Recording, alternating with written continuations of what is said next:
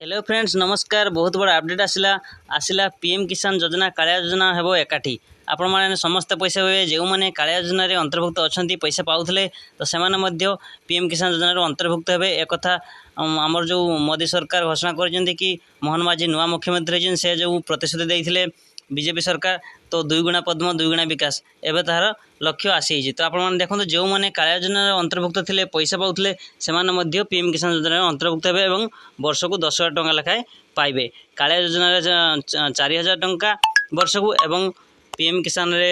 6,000 टंका वर्ष को टोटाल 10,000 टंका पाइबे। तो देखो यह वीडियो को प्रथम शेष पर्यंत देखी नि जो मैंने चैनल नुआ चैनल को सब्सक्राइब कर दिंतु पाखर थी बेल आइकन को दबाई दिंतु।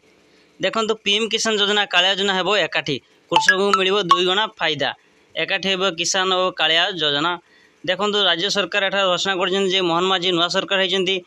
कृषक मान एक बड़ घोषणा कर राज्य सरकार एणिकी राज्य सरकार को कालिया योजना अंतर्भुक्त होता हिताधिकारी प्रधानमंत्री किसान योजना सामिल हेबे। कृषक मान आर्थिक विकास क्षेत्र में आउ एक पदक्षेप नहीं बीजेपी सरकार निर्वाचन समय बीजेपी देथिबा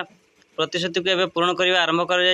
एथर निर्वाचन में बीजेपी नारा था 2 गुणा पद्म 2 गुणा विकास एवं से प्रतिश्रुति को पूर्ण करने जाशार नुआ सरकार ओडिशा नुआ सरकार गठन पर चाषी आय वृद्धि उद्देश्य समृद्ध कृषक नीति को खूब शीघ्र अधीन कर जो मैंने कालिया योजना अंतर्भुक्त अच्छे से पीएम किसान योजना अंतर्भुक्त कर वर्ष को 10,000 टंका लेखाएं मिल। जदि आपण मैंने एपर्यंत सामिल नहीं तो आपण जल्दी जल्दी पीएम किसान ऑनलाइन आवेदन करनी।